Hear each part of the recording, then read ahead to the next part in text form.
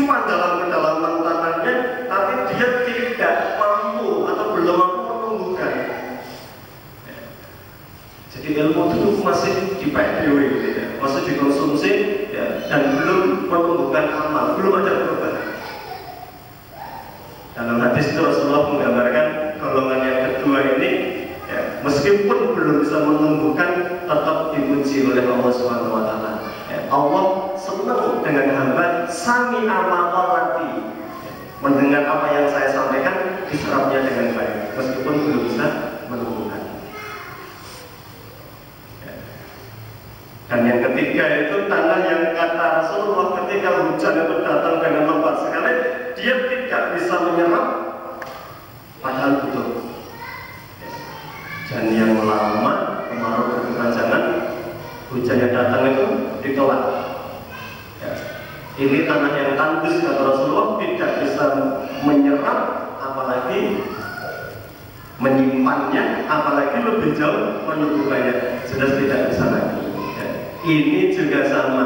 Muslim ketika manusia ketika kedatangan ilmu, ada yang siap menyambut dengan sukacita, diserapnya, ditumbuhkan, diamalkan. Ada yang kategori yang kedua belum bisa apa-apa tapi sudah sepenuh. Ya.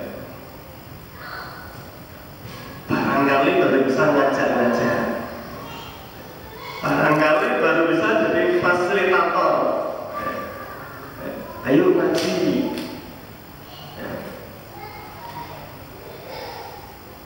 Barangkali baru bisa beli majalah, meskipun belum bisa baca, dia langganan orang lain yang akan memanfaatkan ilmunya. Kata Rasulullah, tangan hati meskipun belum bisa menumbuhkan, tapi nyimpen air ketika disedot dalam kedalaman perut dimanfaatkan oleh orang lain. Ya. Dan yang ketiga adalah Muslim yang terburuk, kata Rasulullah, ketika dia kedatangan ilmu, meskipun butuh, dia tolak ilmu itu sehingga tidak ada perubahan dalam dirinya, apalagi sampai merubah orang lain dengan kebenaran tadi. Ya. Itu permisalan hidayah yang dibawa oleh Rasulullah Shallallahu Alaihi Wasallam. Ya, jadi siapapun yang mengerti kebenaran, dia bisa menyampaikan atau memberi hidayah, kalau hidayah itu hidayah ilmu atau petunjuk. Ya. Maka ketika Allah Subhanahu wa Ta'ala punya kehendak dalam ayat tadi ya, 97, maksudnya siapa yang diberi petunjuk, dia yang mendapatkannya. Ini adalah hidayah taufik ya, hidayah itu taufik ya, petunjuk yang hanya Allah saja yang memilikinya ya. Seperti Nuh, Nabi Nuh itu ditamsilkan oleh Allah Subhanahu wa Ta'ala, atau dalam surat yang lain ya, ada permisalan dua wanita ya, yang disebut oleh Allah Subhanahu wa Ta'ala. Yang pertama adalah istrinya Fir'aun, yaitu Asia, bukan Aisyah, dan Asia ya. Hidup dengan suami yang kafir, musuh Allah Subhanahu wa Ta'ala ya. Dan bisa eksis dengan imannya, mempertahankan imannya ya. Itu bukan boleh dicontoh ya, karena itu syariat sebelum Rasulullah. Kalau syariatnya Rasulullah, ketika ada suami kafir, otomatis istri tercerai secara agama, alias tidak halal berhubungan dengan suaminya ya. Kalaupun ada perbedaan itu ya, adalah ya, wal muhsanatu ya, menikahi wanita ahli kitab Yahudi dan Nasrani. Kalau laki-lakinya Muslim, perempuannya Yahudi atau Nasrani ya, di dalam kajian tafsir secara lafaz ayat Allah membolehkan ya. Cuma secara penafsiran al-muhsanat, siapa yang boleh dinikahi dari kalangan ahlul kitab Yahudi Nasrani adalah harus muhsanat. Siapa muhsanat? Yang menjaga diri, menjaga auratnya. Barangkali ya yang menutup panjang seperti biarawati barangkali. Ya. Kalau kajian fikihnya boleh saja, tapi Imam Syafi'i mengatakan apa tidak ada lagi wanita muslimah boleh yang ahlul kitab gitu ya. Kalau bolehnya boleh saja, tapi beliau tidak suka ya selama masih ada wanita muslimah yang muhsanah ya. Atau dicontohkan adalah Nuh alaihi salam. Nabi Nuh itu tidak henti-hentinya mendidik anaknya, Kan'an itu. Para orang hari ini sudah TK-nya sudah TKIT ya. Kalau ada dulu ya. SD-nya sudah SDIT ya. SMP-nya di pondok barangkali ya. Aliyahnya di pondok ya. Keluar aliyah ya. Masih dipondokkan lagi di Kali dan lain sebagainya ya. Tapi begitu diarap-arap oleh Nuh untuk bisa bergabung kepada kapal, karena yang selamat kata Nuh hanya yang naik kapal. Kan'an itu dengan coba sekali mengatakan sa'awi ila jabalin yaksimuni minal ma'. Saya tidak akan gabung ke dalam kapalku, wahai Nuh. Saya akan naik ke gunung yaksimuni minal ma', tidak bakal akhirnya sampai ke gunung. Nuh mewanti-wanti la asimal yauma, hari ini nggak ada yang selamat. Begitu Kan'an itu digulung dengan ombak di depannya Nabi Nuh, Nuh itu sedih sekali. Itu darah dagingku ya Allah. Ya. Berhari-hari ya, Nuh larut dalam kesedihan. Allah mengatakan innahu laisa min ahlik, innahu amalun ghairu shalih. Dia bukan anakmu meskipun darah dagingmu. Dia bukan keturunanmu ya, meskipun lahir dari lahir istrimu. Kenapa? Innahu amalun ghairu shalih. Dia bukan investasi yang baik ya. Artinya secara hidayatul bayan, petunjuk memberikan penjelasan ini baik, ini buruk, ini halal, ini haram, Nuh itu sudah maksimal. Sehingga ketika Nuh itu ya, menyesal itu, Allah tidak pernah menyalahkannya, bukan salahmu ya. Ya. Atau istrinya Lut alaihi salam ya.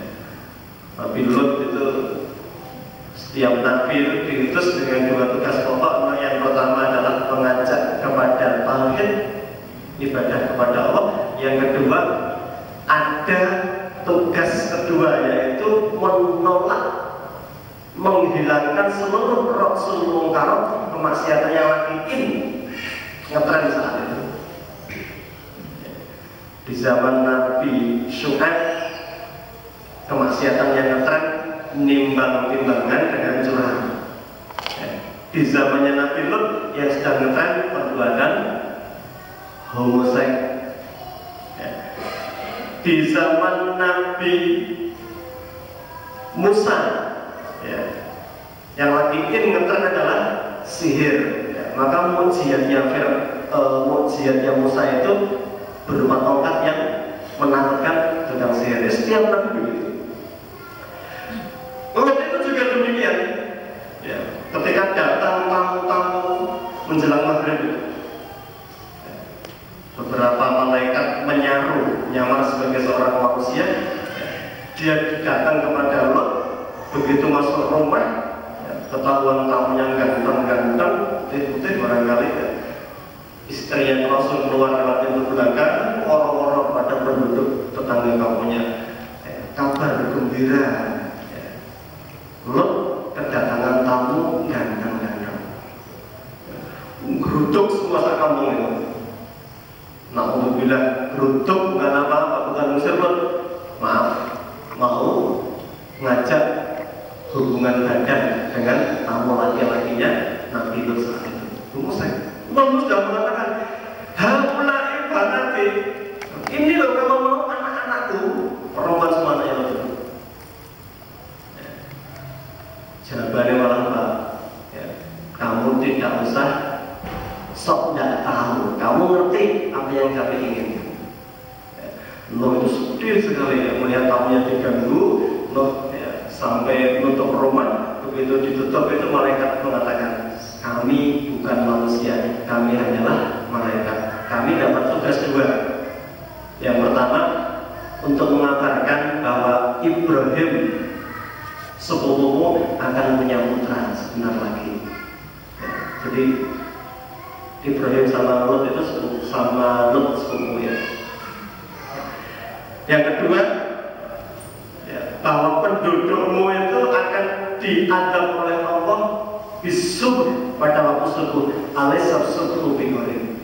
Nanti siap-siap, seluruh keluarga kamu ajak, jangan boleh ke belakang, illa merata tinggalkan istrimu. Innahu kana minal ghabirin. Allah menetapkannya termasuk yang akan diadab oleh Allah Subhanahu wa taala. Bayangkan tidur seranjang bersama Allah, tiap hari barangkali seatap serumah makan bersama dengan Allah, sudah dididik dengan maksimal, ternyata istrinya itu memilih jalan lain. Secara hidayah ilmu Lut sudah maksimal menyampaikannya, adapun taufik itu Allah yang memberikannya. Ya. Rasulullah ketika pamannya Abu Thalib, ya, tidak kurang-kurangnya melindungi. Ya. Jadi Abu Thalib itu setiap Rasulullah diganggu, ya, datang kepada Abu Thalib. Abu Thalib mengatakan, ya, apa kamu tidak mau berhenti dari dakwahmu? Tidak, wahai Abu Thalib. Ya sudah, teruskan, saya dukung. Saya dukung itu tidak menjadikan Abu Thalib itu masuk dalam Islam. Ya. Sampai ketika sakaratul maut sudah datang kepada Abu Thalib, ya, Rasul tidak hadirnya mentauhidkan, kul ya am, wahai paman, katakan la ilaha illallah. Ya. Dia nulis kepada Abu Jahal minta pendapatnya. Abu Jahal semua, apa kamu tidak malu, ya, tokoh besar Quraisy, ya, yang sudah diamali nyembah Lata, Uzza, Manat, kamu tinggalkan dalam rangka mengikuti kemenangan. Bimbang lagi, ya. Dibisiki, nulis lagi, bimbang lagi, sampai meninggal dunia tidak mengucapkan la ilaha illallah. Rasulullah sedih sekali, sampai dinamakan tahun itu Amul Husni, tahun kesedihan. Karena Rasulullah kehilangan dua, kehilangan Abu Hijjah, kehilangan Abu Thalib Rasulullah. Begitu Rasulullah sedih sekali memohonkan ampun kepada Abu Thalib, ya, tidak diperkenankan oleh Allah. Allah justru menurunkan firman-Nya, innaka la tahdi man ahbabta. Kamu tidak bisa memberi petunjuk taufik kepada orang-orang yang kamu cintai. Walakinnallaha yahdi man yasha. Tapi yang bisa memberi hidayah taufik hanyalah Allah ketika Allah berkehendak. Ya. Jadi kewajiban para nabi itu memberi hidayah banyak, disampaikan ilmunya, ini baik, ini buruk, ini salah, ini benar. Ya. Toh kalau orang belum dikehendaki oleh Allah menerima, itu mutlak Allah yang memilihnya.